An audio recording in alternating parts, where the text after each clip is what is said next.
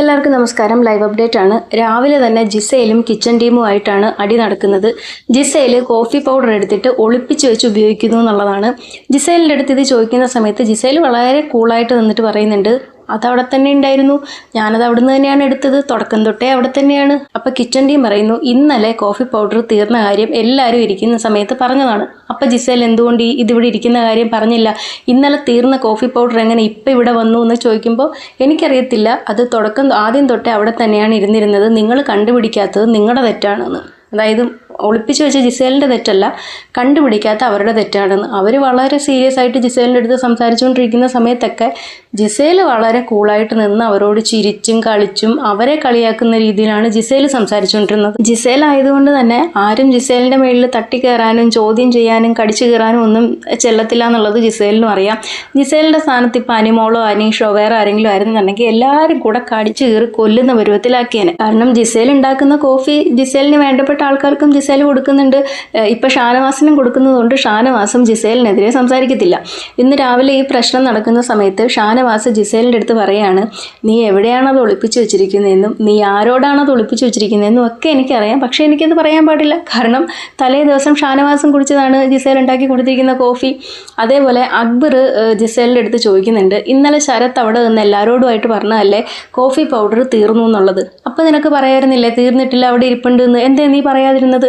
അപ്പം ജിസേൽ പറയുന്നത്, അതെനിക്കെങ്ങനെ അറിയാം തീർന്നോ ഇല്ലയോ എന്നുള്ളത്, അതുകൊണ്ട് ഞാനൊന്നും മിണ്ടിയില്ല. ഇതേ ചോദ്യം കുറച്ച് കഴിഞ്ഞതിന് ശേഷം അക്ബർ വീണ്ടും ചോദിച്ചു.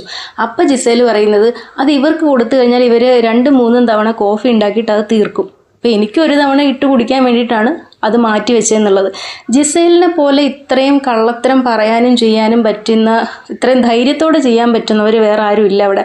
കാരണം ജിസേലിനെതിരെ ആരും ഒന്നും പറയത്തില്ല എന്നറിയാവുന്നത് കൊണ്ട് തന്നെ ജിസേലിന് റൂൾ ബ്രേക്ക് ചെയ്യാം, കള്ളത്തരം കാണിക്കാം, ചെയ്യരുതെന്ന് പറഞ്ഞ കാര്യം ചെയ്യാം, സ്പെഷ്യലായിട്ട് ഫുഡ് ഉണ്ടാക്കി കഴിക്കാം, ഇതിനെതിരെ ആരും ഒന്നും പറയില്ല. അഥവാ പറഞ്ഞാൽ തന്നെ ജിസേലിന് വേദനിച്ചാലോ എന്നൊക്കെ പേടിച്ചിട്ടൊക്കെയാണ് ആൾക്കാർ സംസാരിക്കുന്നത്. ഇന്നത്തെ വിഷയത്തിൽ ജിസേൽ ആവർത്തിച്ച് പറയുന്നത് ആ ഭരണിയിൽ തന്നെ കോഫി പൗഡർ വെച്ചിരുന്നു, നിങ്ങൾ ആരും നോക്കിയിട്ട് കണ്ടില്ല എന്നുള്ളതാണ്. അപ്പോൾ കിച്ചൺ ടീം തിരിച്ചു പറയുന്നുണ്ട്, ജിസേലെ കള്ളത്തരം പറയരുത്, ഞങ്ങൾ ഇന്നലെ അവിടെയൊക്കെ എല്ലാവരും നോക്കിയതാണ്, അവിടെ ഒന്നും കണ്ടിട്ടില്ല എന്ന്. അപ്പോൾ റെന ജിസേൽ കേൾക്കാതെ മാറി നിന്നിട്ട് പറയുന്നുണ്ട്, ഞാനും നോക്കിയിരുന്നു എന്നിട്ട് കണ്ടില്ലെന്ന്. എങ്ങാനും ജിസേൽ കേട്ടിട്ട് പിണങ്ങിയാലോ എന്ന് പേടിച്ചിട്ടായിരിക്കും. ഈ റെനേൻ്റെ പല കാര്യങ്ങളും കാണുന്ന സമയത്ത് എനിക്ക് തോന്നും ഒരു തരത്തിലുള്ള സെൽഫ് റെസ്പെക്റ്റ് ഇല്ലാത്തൊരു കുട്ടിയാണെന്ന്. ഇപ്പോൾ ജിസേലിൻ്റെ കൈയും കാലും തിരുമ്മി കൊടുത്ത് ജിസേൽ പറയുന്നതൊക്കെ കേട്ട് നടക്കുക എന്നുള്ളതാണ് ഇപ്പോൾ റെനേൻ്റെ മെയിൻ പരിപാടി. എന്നാൽ ജിസേൽ ആ തരത്തിലുള്ള എന്തെങ്കിലും കൺസിഡറേഷൻ റെനയ്ക്ക് തിരിച്ചു കൊടുക്കുന്നതായിട്ട് എനിക്ക് തോന്നിയിട്ടില്ല. ജിസേൽ എന്തെങ്കിലും അങ്ങനെ കൺസിഡറേഷൻ കൊടുക്കുന്നുണ്ടെങ്കിൽ അത് ആര്യന് മാത്രമാണ്. ആര്യനും ജിസേലുമാണ് പരസ്പരം സഹായിച്ചും വിട്ടുവീഴ്ച ചെയ്തും ഒരേപോലെ ഗെയിം മുന്നോട്ട് കൊണ്ടുപോകുന്ന രണ്ടാൾക്കാർ. അതുകൊണ്ട് തന്നെ ഈ വിഷയത്തിലും ജിസേലിനെ ന്യായീകരിക്കാനായിട്ട് ഏറ്റവും മുന്നിലുണ്ടായിരുന്നത് ആര്യനാണ് അവിടെ കിടന്ന് ന്യായീകരിച്ച് മെഴുകിക്കൊണ്ടിരുന്നത്. അവസാനം ആര്യൻ തന്നെ പറയുന്നുണ്ട്, ജിസേൽ നീ ചെയ്തത് തെറ്റ് തന്നെ, പക്ഷേ ഇനി ഒരിക്കലും അവിടെ കൊണ്ട് വയ്ക്കരുത്, എല്ലാവർക്കും എടുക്കാൻ പാകത്തിന് ഇവിടെ കൊണ്ടുപോയി വയ്ക്കണം, അപ്പോൾ എല്ലാ പ്രശ്നങ്ങളും തീർന്നു. ഈ ജിസേലിനെ ന്യായീകരിക്കാൻ വരുന്നതിന് അനുമോൾ നല്ല രീതിയിൽ പറയുന്നുണ്ട് ആര്യനെ, നിനക്ക് നാണം ഉണ്ടോടാ, നിനക്ക് സ്വയം വില കളയാതെ പോടാന്ന്. നെവിനും വരുന്നുണ്ട് കേട്ടോ ജിസേലിനെ ന്യായീകരിക്കാനായിട്ട്.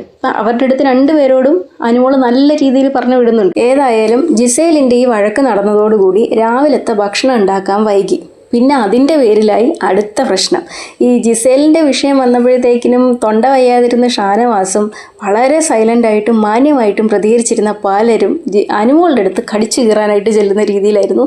ഭയങ്കര ഒച്ചയും ബഹളമായിരുന്നു ഭക്ഷണം റെഡിയാവാത്തതിന്. അഭിലാഷ് ഉൾപ്പെടെ അവിടെ കിടന്ന് ഭയങ്കര ഒച്ചയും ബഹളമായിരുന്നു. എന്നാൽ രാവിലെ ഈ കോഫി പൗഡറിൻ്റെ വിഷയം വന്നപ്പോഴത്തേക്കിനും അഭിലാഷൊക്കെ അവിടെ ഉണ്ടോ എന്ന് പോലും അറിയത്തില്ലായിരുന്നു.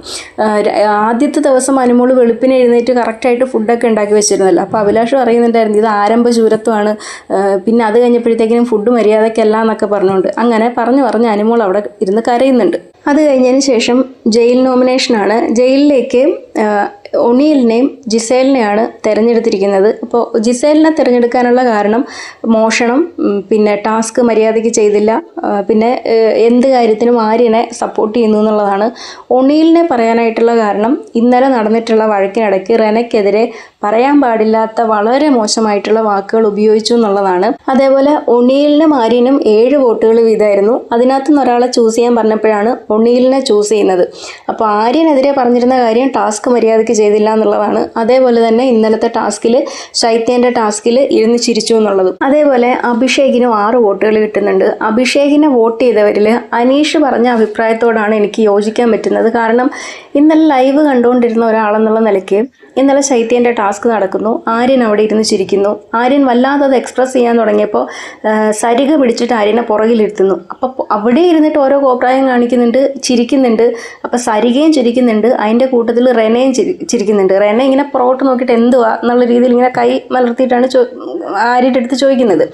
അപ്പോൾ ഈ ടാസ്ക് കഴിഞ്ഞ സമയത്ത് അഭിലാഷ് പെട്ടെന്ന് വലിയൊരു തെറിയും വിളിച്ചിട്ട് ഇറങ്ങി വരുന്നുണ്ട്. അപ്പോൾ ആദ്യം ആര്യൻ്റെ അടുത്ത് ദേഷ്യപ്പെടുന്ന രീതിയിലാണ് അഭിലാഷ് ഇറങ്ങി വരുന്നത്.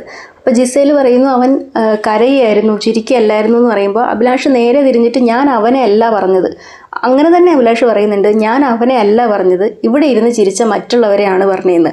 അപ്പോൾ പിന്നെ റെനേൻ്റെ നേരെ ചെല്ലുന്നു. റെനെ ചിരിച്ചു എന്ന് പറഞ്ഞിട്ട് അവർ തമ്മിൽ ഫൈറ്റ് ഉണ്ടാവുന്നു. ഇവിടെ അഭിലാഷ് ആയിക്കോട്ടെ ഒണീലായിക്കോട്ടെ ഇത്തരത്തിലൊരു സാഹചര്യത്തിൽ ചിരിച്ചതിനെതിരെ, ഒരു തെറ്റിനെതിരെയാണ് അവർ ചോദ്യം ചെയ്തിട്ട് വരുന്നത്. പക്ഷേ അതിന് പകരം അവർ അതിനേക്കാട്ടിലും വലിയൊരു തെറ്റാണ് പിന്നീട് ചെയ്യുന്നത്. റെനയ്ക്കെതിരെ പറയാൻ പാടില്ലാത്ത രീതിയിലൊക്കെ സംസാരിക്കുന്നുണ്ട്. പ്രത്യേകിച്ച് ഒണിയിൽ അഭിലാഷ് ആയിക്കട്ടെ അത്രയും അഗ്രസീവായിട്ടാണ് പിന്നെ റെനേൻ്റെ അടുത്ത് ചെല്ലുന്നത്. അതുകൊണ്ട് തന്നെ വീട്ടുകാർക്ക് പോലും ആര്യൻ ചെയ്തത് തെറ്റാണ്. പക്ഷേ ആര്യനേക്കാൾ കൂടുതൽ അവരുടെ മനസ്സിൽ നിൽക്കുന്നത് ഇവരുടെ രണ്ടുപേരുടെയും പ്രകടനമാണ്. അപ്പം അത് വെച്ചിട്ടാണ് അനീഷ് ഇവർ രണ്ടുപേരെയും നോമിനേറ്റ് ചെയ്യുന്നത്.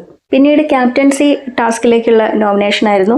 അതിൽ 13 വോട്ടുകളോടെ നമ്മുടെ ശൈത്യയും 6 വോട്ടുകൾ വീതം നേടിയിട്ട് അപ്പാനി ശരത്തും ബിന്നിയുമാണ് ക്യാപ്റ്റൻസി ടാസ്കിലേക്ക് തിരഞ്ഞെടുക്കപ്പെട്ടവർ. ശൈത്യ പുറത്ത് അത്ര നമ്മൾ നോക്കുന്ന സമയത്ത് വലിയ ഒരു ഇമ്പാക്റ്റ് ഉണ്ടാക്കുന്നില്ലെങ്കിലും വീട്ടുകാർക്കിടയിൽ ശൈത്യനോടുള്ള ഒരു അഭിപ്രായം മാറി വരുന്നതായിട്ട് കാണാൻ പറ്റുന്നുണ്ട്. ഏതായാലും ഇത്രയൊക്കെയാണ് ലൈവിൽ നടന്നിട്ടുള്ള പ്രധാനപ്പെട്ട സംഭവങ്ങൾ.